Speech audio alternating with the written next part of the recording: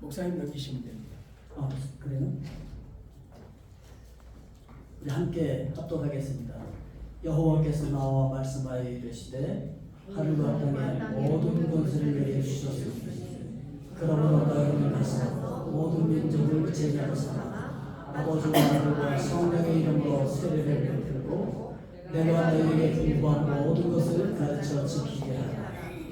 볼지어다 내가 세상 끝날까지 너희와 항상 함께 있으리라 하신다. 아멘. 기도하겠습니다.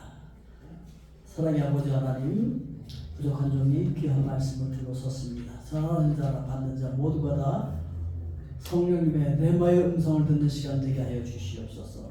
예수 그리스도 이름으로 기도합니다. 아멘.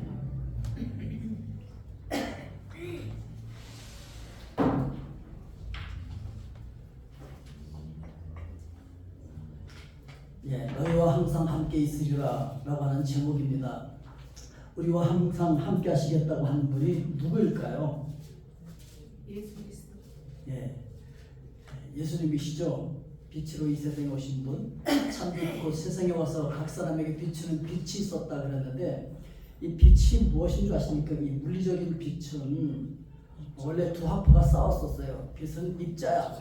그리고 빛은 파장이야. 그리고 서로 싸웠었는데 아인슈타인 박사가 알고 보니까 빛은 입자이면서 파동이다 라고 하는 걸 발견해내요. 그로 인해서 노벨 물리학상을 받죠. 그런데 예수 그리스도께서 빛으로 이 땅에 오셨는데 바로 그분이 완전한 사람이면서 완전한 하나님이다 라고 하는 것을 우리에게 보여주고 있어요.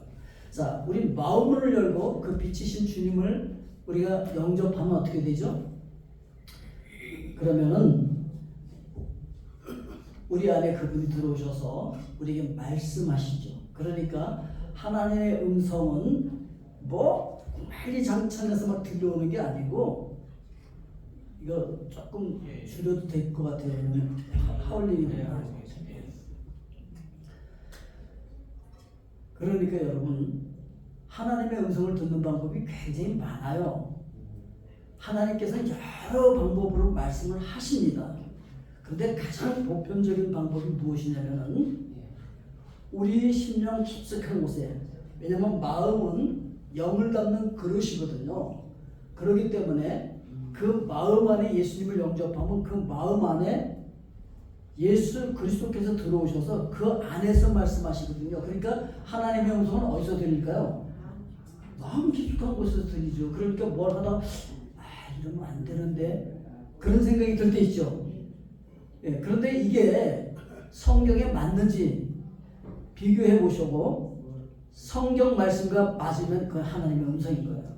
그리고 또 뭘 하다가 뭘 해야 되는데 귀찮아서 그냥 하지 말까? 그래도 해야지. 이런 생각이 들 때 성경 말씀에 딱 비춰보면은 이게 하나님의 음성이지 아닌지 우리가 알 수가 있는 거예요. 그러니까 쉽죠? 여러분 다니면서 그럴 때 많죠. 마음속에서 이러면 안 되는데 그러면서 막 하고 저거 해야 되는데 그러면서도 막 안 하고 그럴 때 많잖아요. 그러니까 우리 마음속에 들려오시는 하나님의 음성을 우리가 들을 수 있다라고 하는 것이죠. 저는 36년 전에 제가 이제 창현고등학교에 있었다라고 말씀을 드렸었잖아요. 그래서 이제 36년 전에 있었던 그 창현고등학교에 가서 제 사명을 새롭게 하기 위해서 가끔 거기 찾아가요. 한국 갈 때마다 제가 한 번씩 들리는데 거기서 모든 민족을 제자 삼으라고 하는 주님의 음성을 제가 들었었거든요.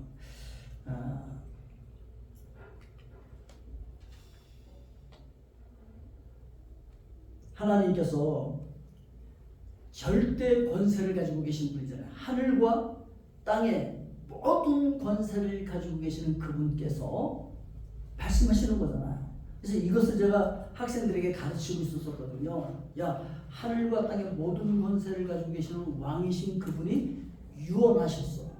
그러니까 우리가 들어드려야 되지 않겠니? 그러니까 너희들 다 땅 끝까지 가서 복음 전하고 제사 삼고 그래야 돼. 갈 사람 손 들어! 애들이 딱들죠 뭐. 예? 그러고 있는데 요번에도 가서 좀 말씀 전해달라 해서 자 이제 창영고등학교 채플에 가서 이제 말씀을 전했어요. 여기서도 야 그래갖고 말이죠, 내가 학생들에게 너희들 땅끝까지 가서 복음 전하기 위해서 가야 되는데 갈 사람 손 들어 이렇게 했다는 얘기를 하는데도 다 손을 막 들더라고. 학생들이 가겠다고. 네. 그런데 그때 하나님께서 야 나는 너에게 가라 그랬는데 넌 왜 학생들에게만 가라고 그러고 거기 서 있어? 그래가지고 제가 그럼 가야죠. 그렇게 생각을 하면서 그런데 제 아내가 간다 그럴까요? 그때 하나님께서 야 너 아내한테 가서 라스트 비전을 물어봐. 인생의 마지막 순간에 어떻게 되기를 원하는지 물어봐. 그래서 이제 제가 가서 물어봤죠. 지아내한테 여보 당신의 라스트 비전이 뭐야? 그때 뭐 생각도 안 하고 금방 뭐라고 얘기하느냐면 당신이 선교지에 나가서 선교하다가 순교할 때 그 옆에서 순교하는 것이 인생의 마지막 순간이 되었으면 좋겠다. 그래가지고서 야 이건 진짜 하나님의 음성이구나. 그러고서 제가 섬기던 제자 선교에 올라갔더니 마침 자기들이 기도했다는 거예요. 뭘 기도했냐 그랬더니 과테말라라는 데서 선교사님 한 분을 보내달라 그래서 자기들끼리 주여 우리가 여기 있사오니 기도하는데 갑자기 내 생각에 나서 저기 있는 창영고등학교 김상돈 목사를 보내서서 그랬더니 기도는 왜 지들이 해놓고 왜 날 보내냐고. 나 지금 사역 잘하고 있는데. 어쨌든 그렇게 해서 가게 되었는데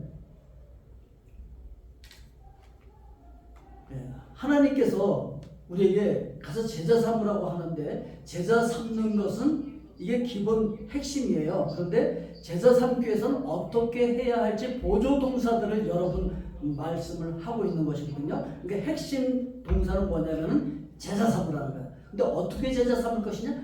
가서 제자 삼으라는 것이죠.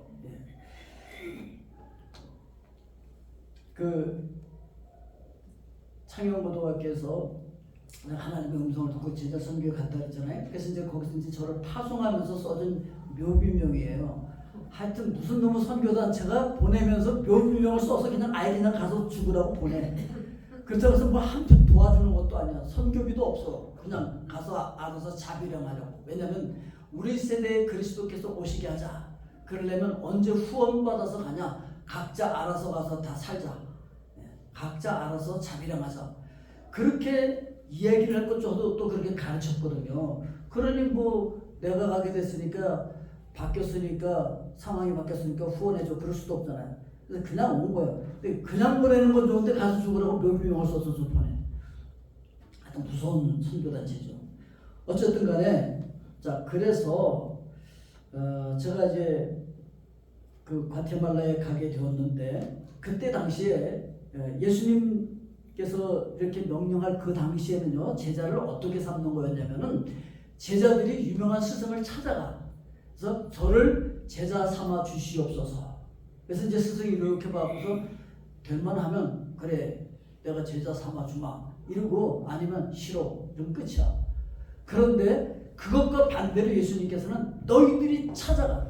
너희들이 땅끝까지 찾아가서 제자 삼아 이렇게 정반대의 말씀을 해주셨다라고 하는 것이죠. 그래서 제가 이제 36년 전에 이 교회는 뭐 세워진 지 37년이 됐다 했잖아요. 하여튼 저보다 더 먼저 세워진 교회네요. 저는 36년 전에 과테말라에 갔을 때, 과테말라에 처음 가니까 뭐 먹을 것도 없고 한인들도 몇 명 없고 말이죠. 너무 어려웠었어요. 자, 그런데 하나님께서 저를 보내실 때 어떤 말씀을 주셨냐면, 너 가서 바울처럼 해 그랬거든요. 그래서 제가 사도행전을 다시 읽어봤어요. 그랬더니 바울이 바울 될 수 있었던 이유는 이미 흩어져 있었던 유대인 디아스포라들, 그들이 바울을 도와줌으로 말미암아 바울이 바울 될 수 있었던 거예요. 그래서 제가 이렇게 선포했어요. 여러분들은 바울을 도왔던 그 디아스포라들처럼 저를 도와서 함께 선교하는 평신도 선교사들입니다. 그래서 이제부터 과테말라 한인교회 모든 성도들은 전교인 선교사입니다. 선교사를 선포했어요. 그러니까 뭐 다 다 같이 선교하는 거죠. 애들까지 그 깐난 아기들 있잖아요. 깐난 아기들도 막 데리고 가고 말이죠. 그리고 기저귀 찬 아이들이 가갖고서 그냥 무대 위에 서갖고서 막 그 기저귀 차고 흔들면 사람들이 더 좋아해 막. 예. 그렇게 이제 전교인 선교사화를 하고서 이제 10년 만에 이제 이 교회를 지은 거죠. 제가 과테말라에 가서. 그래서 가면은 거기에 뭐 안경, 미용, 침술, 상담 뭐 이런 선교센터가 이렇게 들어가는 입구에 있고 또 그 가운데가 이제 우리 월드비전 신학교 본교가 있고 그 옆에 우리 한인교회 모습이 보이고 있습니다. 가서 2007년도에 139명의 인턴 선교사를 파송을 했어요. 왜냐면은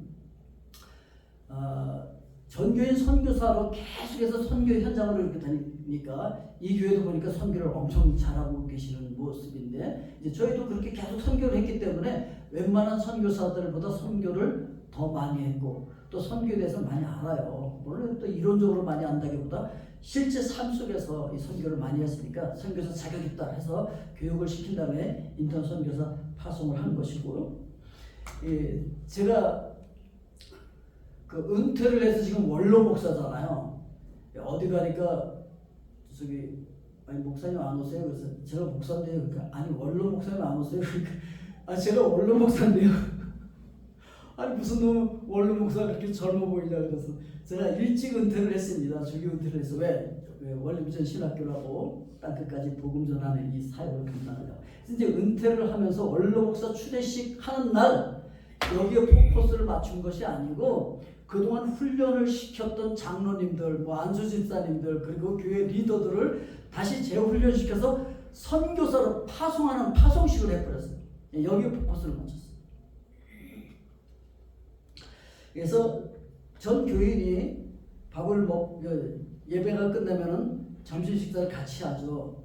그러면서 뭐 집으로 가느냐? 아니 집으로 가는 게 아니야. 그럼 뭐 하느냐? 대통령궁합 광장 같은 데로 나가서 선교하는 거예요. 각 그 교구별로 나눠서 각 지역을 나눠서 가서 선교하는 그런 장면이에요. 그래서 전도지 나눠주면서 설명하고 이제 어른들이 할 수 있는 사람들은 어른들이 하고 어른들은 또 잘 못하잖아요. 저도 잘 못하는데 그러면 그 학생들이 이렇게 한 사람씩 붙어서 같이 옆에서 통역해주면서 이렇게 조를 짜주면 아주 선교를 참 잘합니다.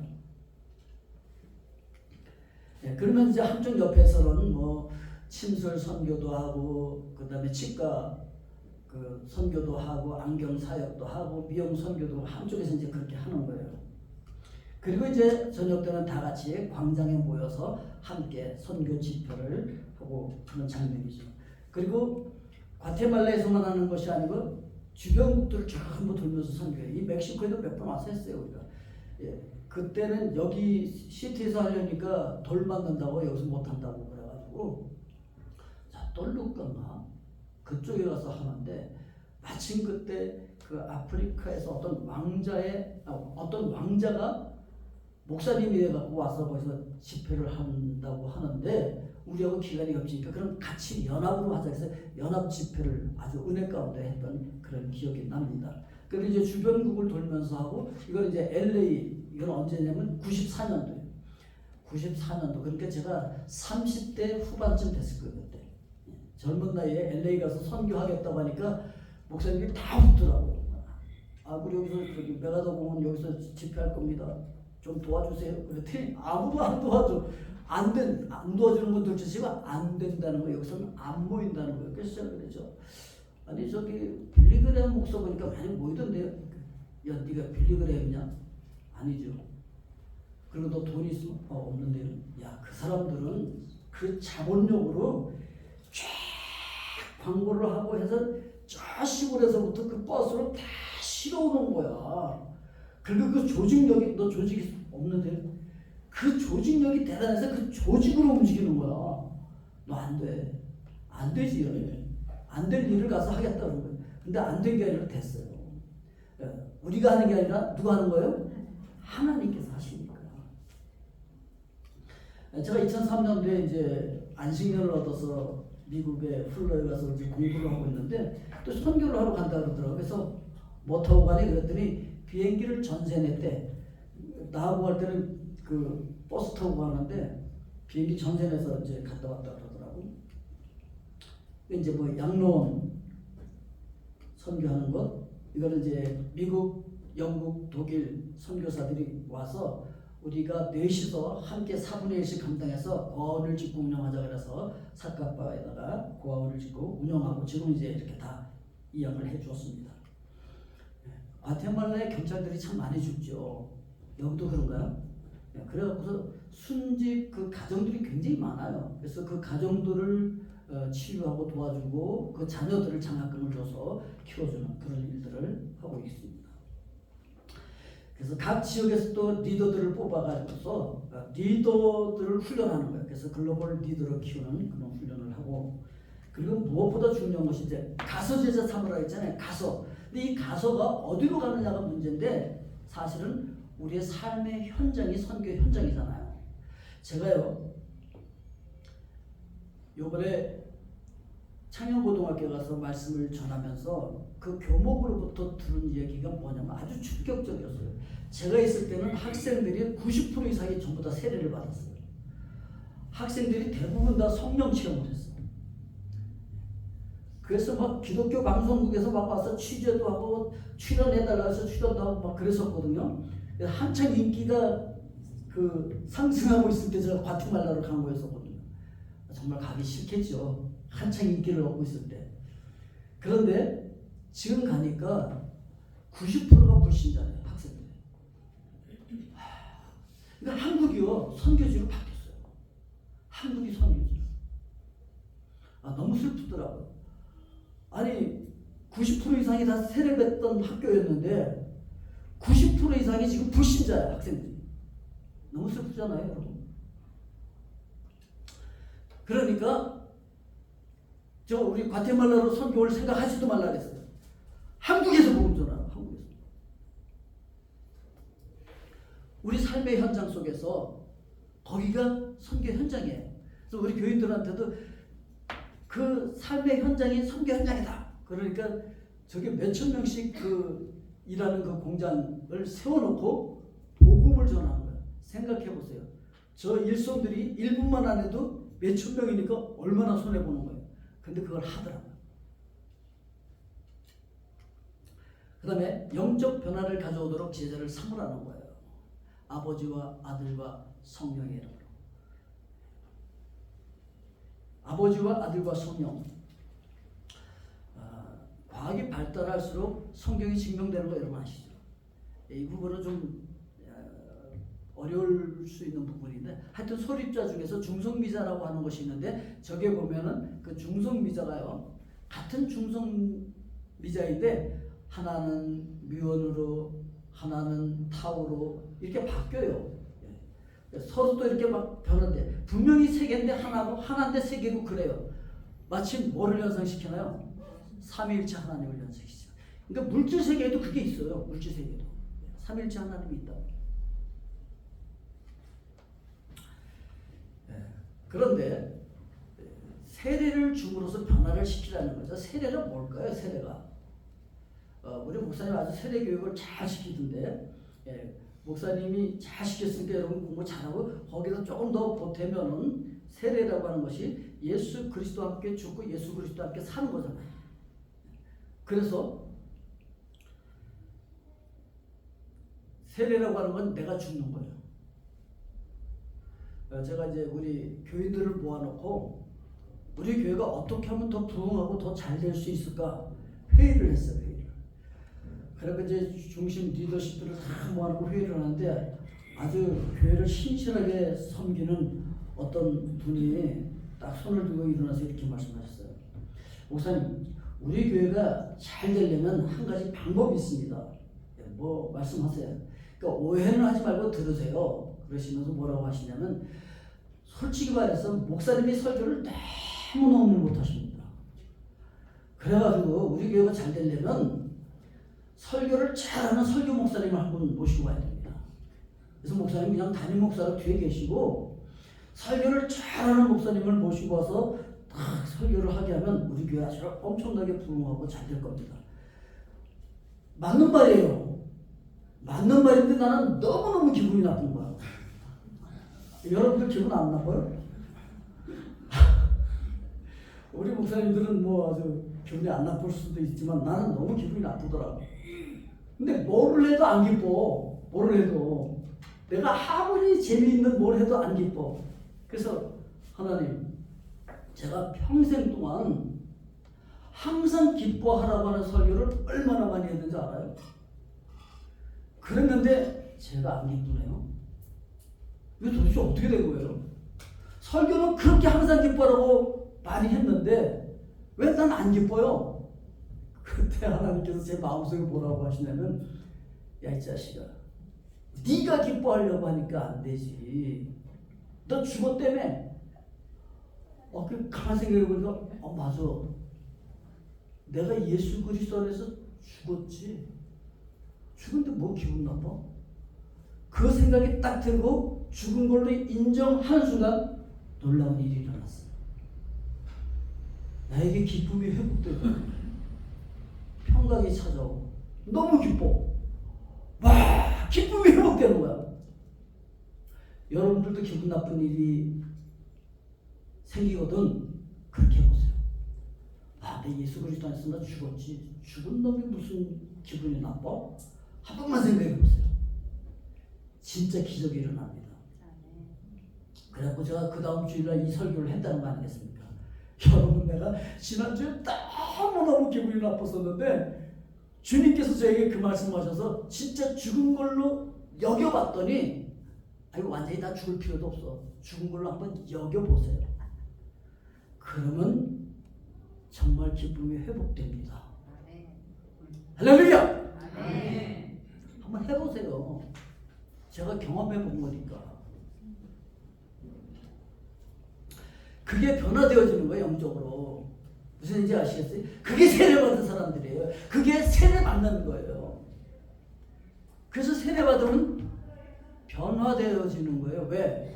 내 옛사람이 죽었으니까, 죄된 사람이 죽었으니까 더 이상 죄의 습관에 안 끌려다녀도 되는 거예요. 더 이상 죄의 유혹에 끌려가지 않아도 되는 거예요. 사탄은요, 우리의 죄성, 우리의 옛사람을 자꾸 살려내려고 해. 그래서 다 유혹을 갖다 놓고서, 야, 너 원래 이런 유혹이 오면 그냥 탁탁대고 넘어지는 존재였어. 빨리 넘어져. 이러고요. 야, 너 원래 이렇게 누가 염장지르면 너 화를 내면서 확 뒤집어 엎는 사람이었어. 빨리 뒤집어 엎어. 그런다고요. 그러죠? 그 사탄은 자꾸 우리의 옛사람을 살려내는 거야. 그때 여러분들이 해야 될 것이 무엇이냐면, 야, 그건 내 옛사람이야. 그 옛사람은 예수 그리스도와 함께 이미 죽었어. 난 예수 그리스도와 함께 예수님의 생명으로 새롭게 사는 사람이야. 이렇게 한 번만 얘기해 보십시오. 그럼 떠나가요. 정말 변화됩니다. 그러니까 예전의 모습하고 지금의 모습이 같을까요, 다를까요? 다르지. 세례받기 전과 세례받은 후가 같을까요, 다를까요? 다르지.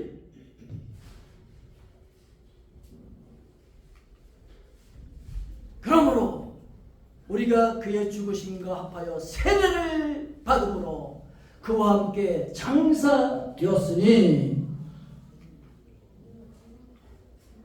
이는 아버지의 영광으로 말미암아 그리스도를 죽은 자 가운데서 살리심과 같이 또한 새 생명 가운데서 행하게 하려 함이라. 아멘. 그러니까 더 이상 죄에 끌려다니지 않아도 돼. 그런 유혹이 올 때, 나 그거 죽었어. 그건 나 옛사람이야. 나 이제 예수님의 생명으로 사는 거야. 나 세례 받았어. 예수 그리스도와 함께 죽고 예수 그리스도로 살았거든. 내 예수님의 생명으로 살고 있는 거야. 이렇게 여러분 선포하면 정말 다른 삶을 살게 돼요. 이전과 같을 수가 없지.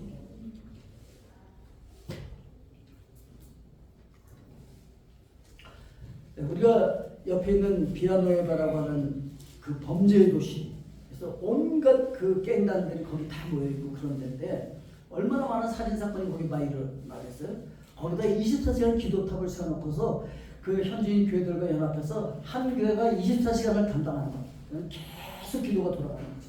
그래서 그 지역이 바뀌어요. 그러면서 그 시장이 예수 믿고 돌아오고, 그리고 범죄와의 전쟁에서 승리하니까 미 대사관에서 막 놀래가지고 어떻게 이런 일이 일어나느냐, 그러니까 대통령이 흥분해갖고서 그 시장을 자기 행정실장으로 불렀다 아예 그냥 내무부 장관으로 임명하니까 이 친구가 내무부 장관이 된 다음에 내무부 청사를 24시간 기도 타고 내는 24시간 기도를 저기서 했다는 얘기였어요. 그리고 비행기를 타고서 과테말라를 내려다보면서 기도하고 군함을 빌려서 바다에서 배 타고서 기도하고 육지에서는 행진하면서 스타디움 또는 대통령 앞에 모여서 승리를 선포하고 기도하는 그런 기도 운동을 일으키고 그리고 그 다음에 뭘 해야 되냐면 어떻게 제자 삼으냐면 가르쳐서 지키게 함으로 제자 삼으라는 거예요. 가르쳐서 어떻게 하게? 지키게 하게. 누구의 말씀을? 예수님의 말씀을. 많은 사람들이 제자 훈련한다고 하면서 누구 제자 만들어요? 자기 제자 만들죠. 그래서 나를 따르라 뭐 이렇게 만드는 거야. 그건 자기 제자지 예수님의 제자가 아니고. 누구를 따르는 제자? 예수님을 따르는 제자를 만들어야 돼. 말씀대로 움직이는 예수님의 제자를 만들어야 돼요. 한국의 제자 훈련 많이 해놓고서 실패하는 교회들 참 많아요. 왜? 자기 제자. 세상 따라가는 제자 만드니까 실패하는 거예요. 주님의 음성을 듣고 움직이는 제자를 만들어야 되는데 과테말라 공립학교에 우리 월드비전 신학교 그 아까 범죄가 가장 많이 일어났다고 하는 그 비아누에바의 월드비전 신학교 학장님이셨던 유광수 선교사님이 그 제자들을 데리고서 공립학교에 가서 성경 공부를 시작한 것이 지금은 거의 전 공립학교에 윤리 시간에 성경을 교재로 해서 이걸 가르치는 그런 기적이 일어났어요. 그래서 공립학교 교사들을 우리 교회에다 다 모아놓고 어떻게 성경을 교재로 해서 학생들을 가르칠 것인가를 교육하는 거예요. 그래서 제가 이렇게 교육한 거예요. 모든 사람들은 하나님께서 각자의 독특한 목적을 가지고서 이 땅에 보내줬다. 그러니까 어떤 한 가지 기준으로 줄 세우지 마라. 학생들을. 다 하나님의 고유한 형상들이고 거룩한 존재들이다. 그리고 그들 각자가 해야 할 너무나 귀한 하나님의 뜻이 있다. 그걸 이룰 수 있도록 발견해 주는 것이 선생들이 할 일이다. 괜히 성적순으로 세우고 세상의 기준으로 줄 세우지 말라. 이 교육한 거예요. 그래서 성경을 가지고 윤리 시간에 어떻게 학생들을 교육해야 될지 이걸 이제 가르쳐 주는 거예요. 이제 월드비전 신학교 본교 모습이고요. 하이브리드로 교육하고 있어요. 그래서 수업하는 장면을 실시간으로 이제 구글 미트를 통하여서 방영을 하면은 각 지역에 모여 있는 캠퍼스들이 또 이걸 함께 공부를 하게 되어지고 이거는 이제 각 지역에 있는 그런 학교들이고 이거는 이제 엘살바도르, 니카라과, 파라과이, 온두라스, 도미니카, 그리고 이건 멕시코. 멕시코 어제 우리 졸업식에서 우리 목사님도 오셔서 얼마나 수고해 주셨는지 저를 태워가고 가서 또 귀한 축사도 해주시고 너무 감사합니다.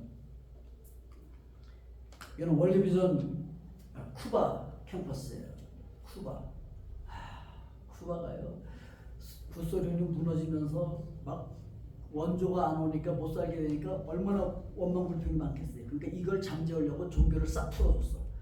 그래서 막 복음을 전할 수 있고 막 하는 거예요. 아직도 뭐 교회는 자유롭게 지을 수 없어요. 그런데 막 집을 짓는다고 해놓고 교회를 져. 집처럼 지었고 옆에서 예배 드릴 수 있는 공간을 만들어 놓으면 불법이잖아. 그럼 나와서 벌금을 때려. 그런데 벌금을 때리면 그다음부터 합법이 돼. 그다음부터 그 건물은 인정이 된 거야. 그래서 이렇게 뭐 하여튼 이거 나가면 안 되는데. 어쨌든 이건 이제 월드비전 신학교 쿠바 캠퍼스의 각 주의 대표들 모아놓고 교육시키는 것이고 그 다음에 왼쪽에 있는 것은 각 분교장들 임명하는 모습입니다. 이 쿠바 보면은 공부를 어떻게 하냐면 이렇게 모여가지고 노트북 하나 놓고 쭉 모여서 공부하는 거야. 우리가 거기 가서 직접 가르칠 수도 없고 전기가 제대로 안 되고 인터넷도 제대로 안 되고 해갖고서 지금 우리가 하는 방법을 할 수가 없어서 그냥 영상 강의를 보내주면은 그걸 가지고서 이제 노트북 하나 놓고 왜 노트북이냐면 전기가 잘 안 들어와. 지방에는 하루에 한 2시간 정도 들어와. 그러니까 이 사람들이 전기 스위치를 자기들이 안 꺼. 키거나 꺼줄 필요 없어. 국가가 알아서 켜주고 꺼주고 해. 그냥 전기 들어올 때 들어오는 거니까 그냥. 그러니까 그 전기 들어올 때 충전해 놨다가 그 공부하는 거야, 노트북을 가지고. 그것도 참 어려움이 많죠. 그럼에도 불구하고 지금 90개 이상의 캠퍼스가 생겨서 각 지역에서 이렇게 공부하고 있는 장면이에요. 그러니까 하나 보세요. 조그만 노트북 하나 놓고서 여러 명이 앉아서 이제 그거 보면서 공부하고 있는 거예요. 그러니까 이 멕시코는 굉장히 행복한 거죠. 쿠바에서는 한 달 월급을 받으면 그걸로 암시장에 가서 계란 7개 사면 끝납니다. 참 그래요.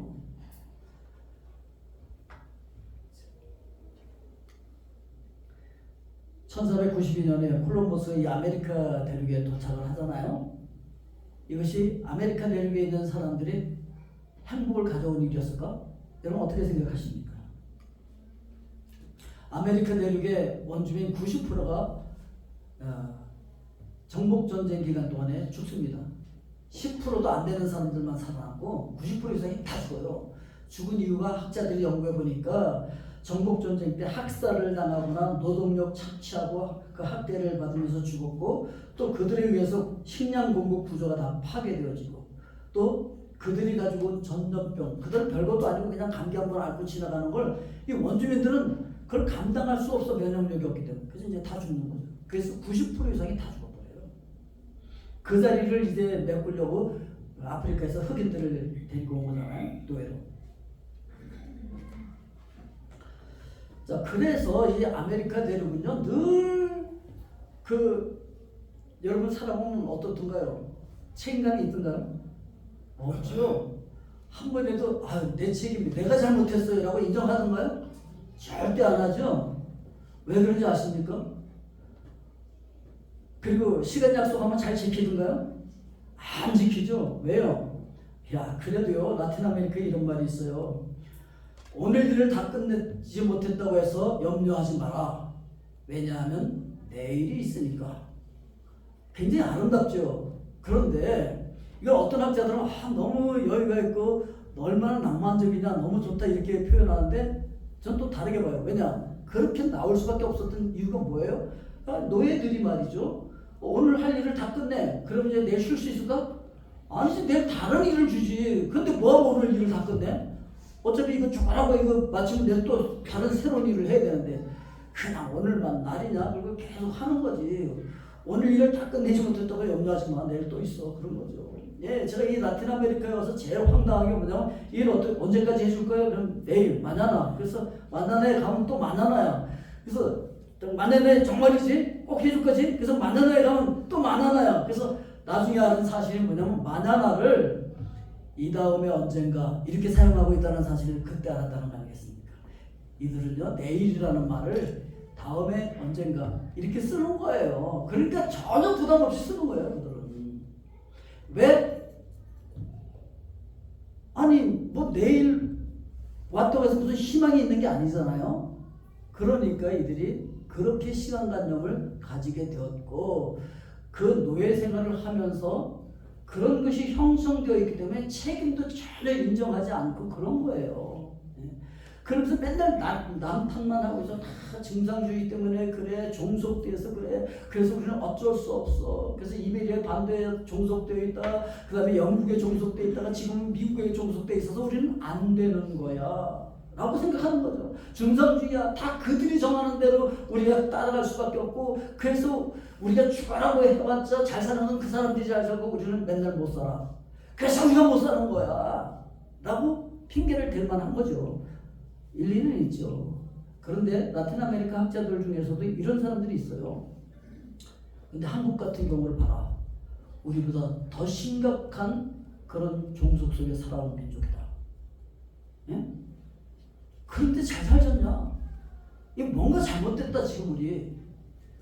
그랬고요, 자기들 나름대로 여러 가지를 해봤어요. 뭐 혁명도 해보고 뭐 별거 다 해봤다고요, 라틴 아메리카가. 그런데 그들이 이렇게 얘기했어요. 같이 한번 읽어볼까요? 라틴 아메리카는 정치적 해결을 시험해보았다.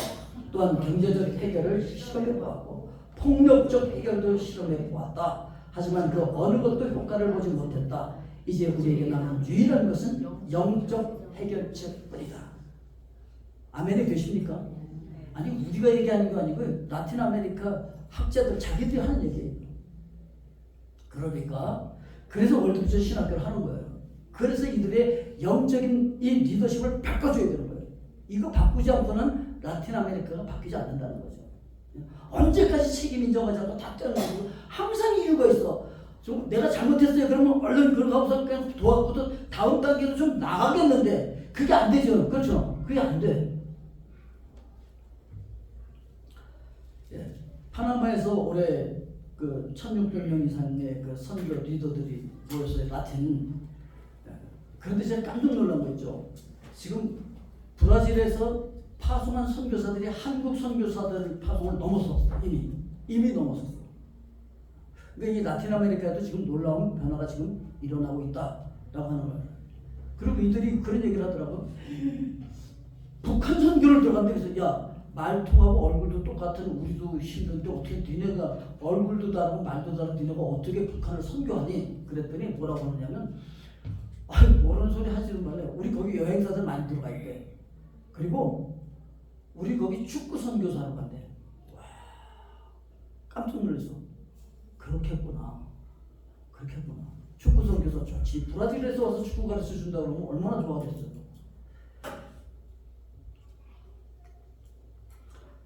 정복자들이 왔을 때 라틴 아메리카에 있었던 특히 그 카리브 해를 중심으로 살고 있었던 타이노 부족이 얼마나 잘해줬겠어요 그들을. 그래서 요리법도 가르쳐 줬는데 바베큐 요리가 원래 타이노 부족들의 요리법이었어요. 그거를 정복자들한테 가르쳐 줬더니 나중에 정복자들이 그 타이노 부족을 잡아서 바베큐 만들었다는 거 아니겠습니까? 그런 아픈 역사가 있어요. 자, 그런데 최초로 항거했던 그 추장이 있었어요. 아투이라고 하는 타이노 부족 추장이었었는데 이 도미니카하고 아이티 그 섬에서 태어나서 살고 있었는데 거기서 하다가 안 되니까 쿠바로 도망가서 쿠바에서 계속 저항 운동을 하고 있었었는데 쿠바에서 잡혔을 때 같이 온 그 신부가 물어보는 거야. 야, 너 예수 믿고 세례 받으면 천국 가. 그리고 사형부터 당하고 불태워져. 근데 예수 믿지 않으면 산채로 화형에 처해질 거야. 그리고 영혼이 불타는 곳으로 갈 거야. 이게 아토의 주장이 물어봤어요. 그래? 그럼 이 주변에 있는 이 군인들도 다 천국 가냐? 이렇게 물어봤어요. 아니 이들도 다 예수 믿고 세례 받았다고. 그러니까 천국 가지. 이렇게 얘기를 하니까 아토이가 그래. 근데 거기 안 가. 내 아내를 강간하고 딸을 강간하고 우리 부족들을 다 유린하고 다 죽이고 우리의 것을 다 빼앗은 이들이 가 있는 거긴 나에게 지옥이야. 이들이 없는 지옥이 나에게 천국이야. 나 지옥 갈래. 그리고 산채로 1512년 2월 2일 날 산채를 불태워줘. 그걸 선택했어.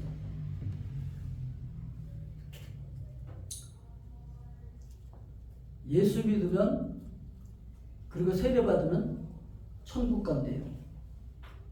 맞는 말이에요? 틀린 말이에요? 맞는 것 같기도 하고 근데 그렇다고 얘기하니까 좀 이상하기도 하고 지금 분위기에서 좀 그렇죠? 네? 제가 너무너무 미안해갖고 이 쿠바에 가갖고 아바네에서 저까지 가려면 17시간을 차 타고 가야 돼. 거길 찾아가갖고 이제 관타나무 옆에 있어요. 거기 가갖고 내가 동상 앞에 가갖고 정말 미안하다고. 너무 미안하다. 거기서 용서를 빌었어요. 내가 예수 그리스도의 이름을 전하는 선교사로서 정말 당신과 당신의 부족들에게 너무 미안하다. 그래서 이제 사과를 했는데 이 쿠바에 있는 우리 신학생들 중에 한 명이 와서 이렇게 얘기하더라고. 내가 이제 신학생들한테 얘기를 했더니 무슨 자기가 문화인류학을 전공했는데 우리 교수가 얘기하기를 그 타이노 부족 후손이 그 산꼭대기에 지금 살고 있대. 한 가족이. 그래갖고서 가족끼리 결혼을 해갖고 뭐 딸이 좀 이상하게 나왔다고 뭐 그러면서 얘기를 해주는 거예요. 그 자기 교수가 그래? 그럼 빨리 수소문해. 그래서 그냥 어떻게 수소문을 해서 알았어. 그 길을 알고 있는 사람을 만났어요. 그래가지고 거길 찾아간 거 아니겠어요? 제가 가는데 포일드라고도 못 가. 그래서 거기는 산꼭대기로 몇 시간을 올라가야 되는데 뭘 타고 가냐면 저기 트랙터도 뒤에 달린 거 달고는 못 가. 그래서 그거 띄워놓고 그 트랙터 머리만 올라갈 수 있는 거야. 막 숲을 헤치고 그래서 안 되면 뭐 걸어서 그러면서 이제 간 거예요. 거기까지. 드디어 그 타이노 부족을 찾았어요. 그랬더니 타이노 부족의 마지막 추장이 있어. 사람이 없으니까 자기 여동생을 자기 아내를 삼아가지고 아이들을 낳은 거예요. 그 옆이 그 추장의 딸이야. 좀 딸이 좀 이상하죠. 친족끼리 결혼하면 그래서 안 될 이유가 있더라고. 그래서 제가 거기서 무릎 꿇고 용서를 빌었어요. 내가 정말 당신의 그 선조들, 그 아투에이와 그 타이노 부족 조상들에게 정말 너무 미안하다. 그리고 당신에게도 너무 미안하다. 그리고 복음은 남의 것을 빼앗고 남의 생명을 빼앗고 남의 좋은 것을 자기 것을 만드는 게 복음이 아니다. 남의 땅을 빼앗는 것이 복음이 아니다. 복음은 아무것도 없는 데서 가장 좋은 것을 만들어서 사람들에게 주는 것이고, 그랬음에도 불구하고 자기를 배반한 그 죄인들을 위해서 와서 자기 생명을 주고 그들을 살려준 것, 이게 복음이다. 예수 그리스도께서 바로 그렇게 하셨다. 온 우주를 만들어서 우리에게 주셨건만, 그런데 인간이 그것을 배반하고 죄인들이 되었는데 그 죄인들을 구원하고 그들을 살리기 위해서 예수 그리스도께서 이 땅에 오셔서 자신의 생명까지 주셨다. 이게 복음이다. 그래서 복음을 전했어요. 여러분, 이게 복음입니다.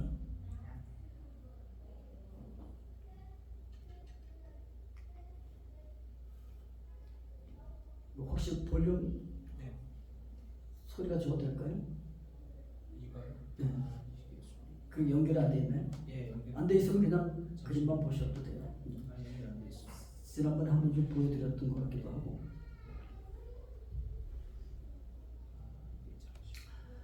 예, 평양 100주년을 기념하고 선교 집회를 했던 그런 장면이고요. 계속해서 이제 주변을 돌면서 이 복음을 전하고, 그 이제 스타디움에서 하는 건데 철야 기도를 하는 거예요. 밤새도록. 우기철이었는데 저 시간에만 비가 안 오는 거예요. 그리고 이제 이건 방송국에 나가서 복음을 전하는 것이고, 비행기 타고서 기도하는 장면, 대통령궁 앞에서 지금 선교 집회하는 그런 장면이고요. 과테말라에 소망이 있습니다. 그러고서 복음을 전하고 있는 장면이고요. 함께 모여서 응답하는 것이고, 또 이제 비행기 타고서 공중에서 동서남북으로 이렇게 비행기 여러 대를 타고서 나눠서 전하고, 땅에서 복음을 전할 때 과테말라 사람들은 우리 대한민국을 위해서 기도해주고, 또 저는 과테말라와 라틴 아메리카를 위해서 메시지 전하고 기도하는 그런 장면입니다.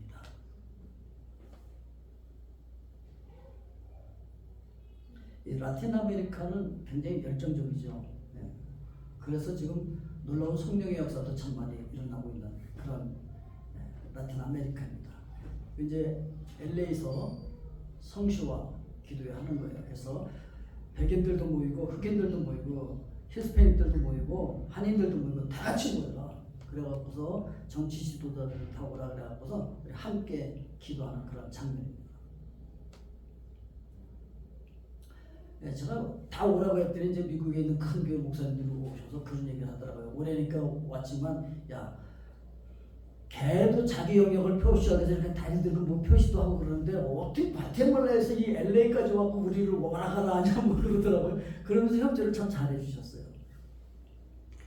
그래서 그 히스패닉, 백인, 흑인 모든 그 리더들 같이 모여서 우리 기도하고 그랬던 장면이에요.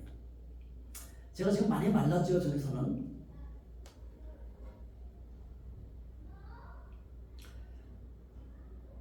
제가 이렇게 한참 선교 집회를 인도하고 과테말라에서 라틴 아메리카에서 이제 리더로 막 이렇게 서고 그럴 때 그때 하나님께서 저를 찾아오셔서 또 말씀하셨어요.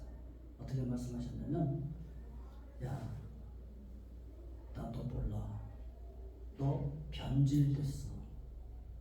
너에게 있어서 내가 왕이 아니고 너에게 내가 주인이 아니야. 너에게 다른 주인들이 있어. 그래서 나 너 몰라. 그러신 거예요. 아니 왜 저를 몰라요? 제가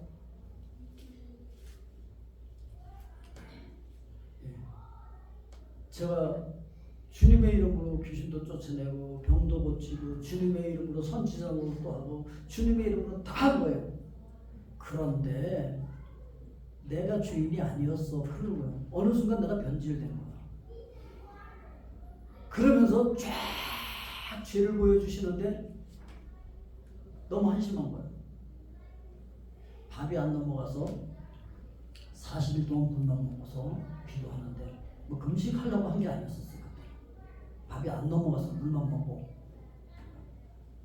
그런데 하나님께서 환상을 쫙 보여주시는데 우리 평신도들이 모여서 서로를 위해서 막 기도하는데 서로 이렇게 어깨들 이렇게 손을 대면은 너무 아름다운 불꽃이 쫙 올라가는데 너무 아름다워.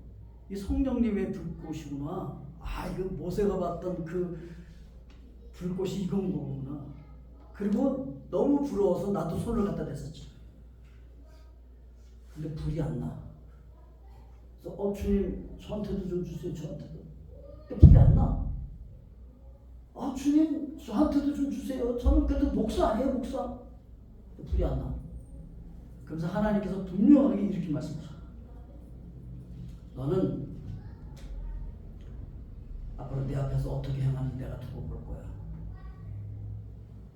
너는 앞으로 어떻게 행하는지 내가 두고 볼 거야. 40일 금식 기도의 응답이 그거 끝이야. 그랬는데 그러고 나서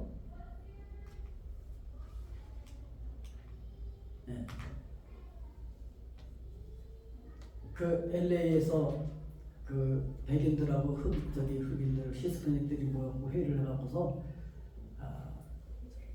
제일 큰 로즈볼 스타디움에서 파사데나에 있는 거기서 다민족 기도회를 하는데 한국 팀에게 한국 커뮤니티한테 가장 핵심적인 시간대를 줬다는 거예요.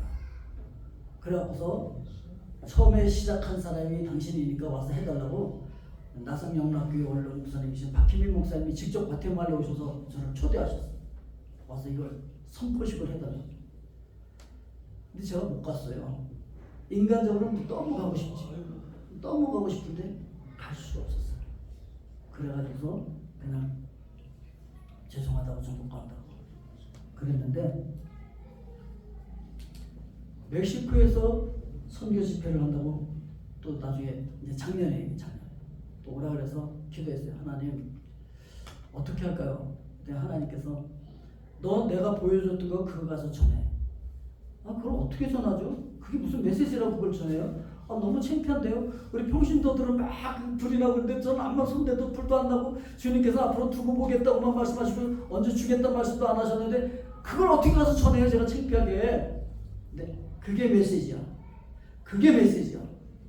그러면서 깨닫게 해주신 게 뭐냐면 이 지금 선교 집회를 하는데 뭐 러시아, 이스라엘, 우크라이나 이런 데서 목사님들이 다 온 거야. 한인들만 온 게 아니에요. 현지 목사님들이 오신 거야. 근데 러시아 목사님하고 우크라이나 목사님을 같은 방에 들였어.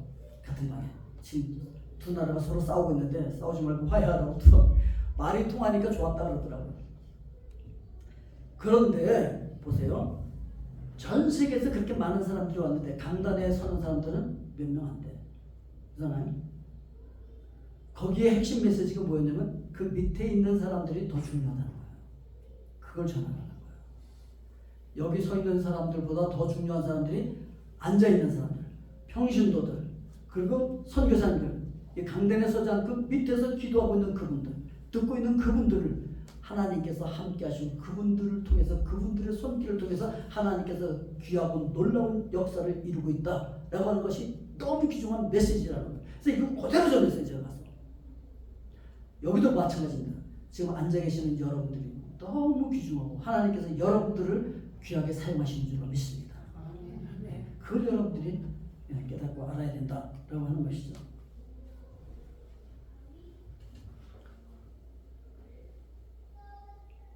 여러분 어떻게 지킬 수가 있느냐?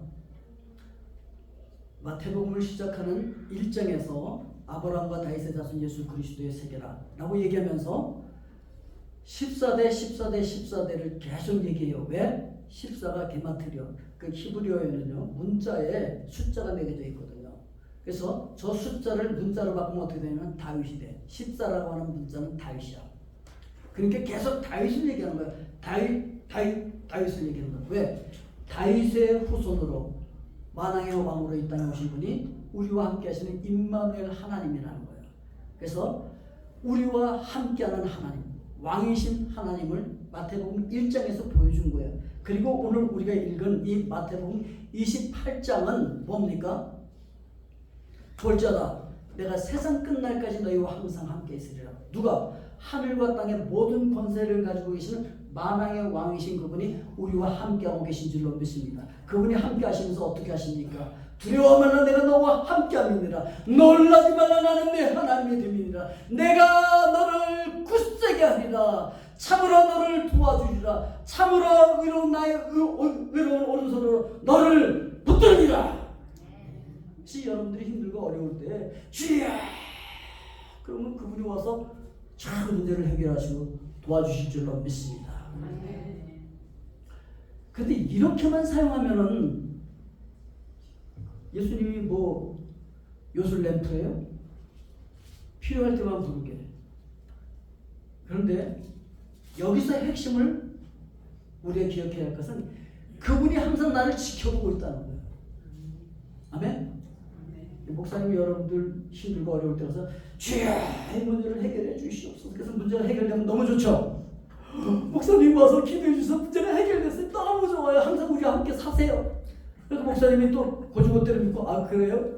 그래서 맨날 따라다녀요. 시장 갈 때도 따라다니고 장사할 때도 옆에 가서 같이 앉아있고 그리고 잘 때도 옆에서 같이 보고 계시고 샤워할 때도 보고 있는 거야. 그러면 불편해 안 불편해? 너무 불편하지. 그러니까 어떻게 했으면 좋겠어? 문제가 있을 때만 와서 해결해주고 빨리 가셔야지. 그러면 다음에 또 문제가 있으면 목사님 하면 얼른 와서 문제 쫙 해결해 주시고 그 다음 빨리 가야지. 그죠? 그냥 예수님도 그렇게 믿는 거예요. 주여 도와주시옵소서. 그러고서 문제가 해결된다면은 이제 장사하거나 뭐 사업하거나 할 때는 예수님 빨리 가야 돼. 옆에 있으면 너무 불편해. 어떤 사람은 그러더라고요. 갯돈을 타면 기도를 절대 하지 않는데 누구한테 갖다 주라 그럴까봐. 불편한 거지. 예수님이 이래라 저래라 챙겨날까봐. 또 보고 있으면 불편하잖아. 그런데 여러분들이 예수님의 말씀을 지킬 수 있는 유일한 방법을 가르쳐 준 거예요. 내가 항상 너와 함께 있다는 걸 기억해. 내가 보고 있어. 이걸 우리가 의식하면 말씀을 지키게 돼 있다는 것이죠. 그렇게 되면 어떻게 되어집니까? 네, 빛 가운데 있지 않아요. 마음도 그렇고 여러분들 삶이 빛 가운데 있지 않아요. 그래서 어떻게 합니까? 예수님 너희 빛이 되기 위해서 노력 좀 해! 그러지 않았어요. 너희들 이미 빛이야. 너희들 이미 빛이야. 그래서 이같이 너희 빛이 사람에게 비추게 하여 그들로 너희의 착한 행실을 보고 하늘에 계신 너희 아버지께 영광을 돌리게 하라. 구원받은지 안 받은지 어떻게 알 수 있어요? 삶의 열매를 보면 알 수 있는 거지. 그 열매로 그 사람을 알겠다 그랬잖아요. 예수님께서. 예수 믿고 세례받고 변했으면 구원 받은 거고 하나도 변화가 일어나지 않았어. 그건 가짜로 예수 믿는 거지. 예수 안 믿는 거지. 구원 안 받는 거지. 오늘 여러분과 항상 함께 하시는 예수 그리스도 안에서 이 어두운 세상을 아름답게 비추는 빛이 될 수 있기를 바랍니다.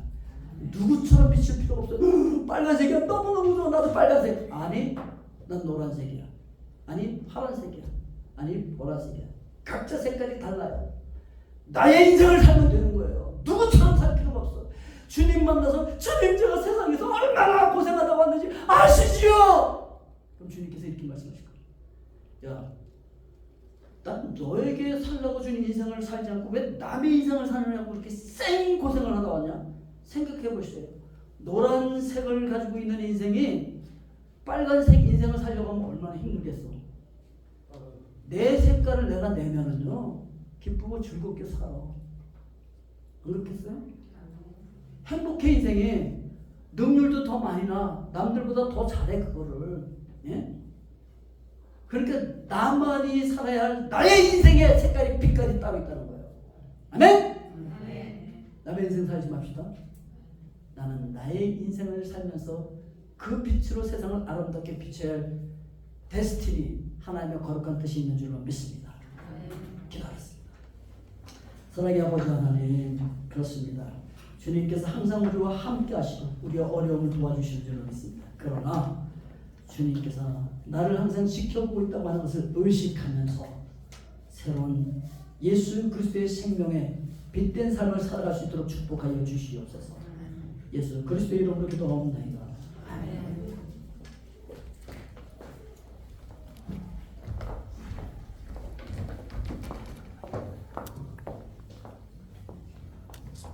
찬송가 505장입니다.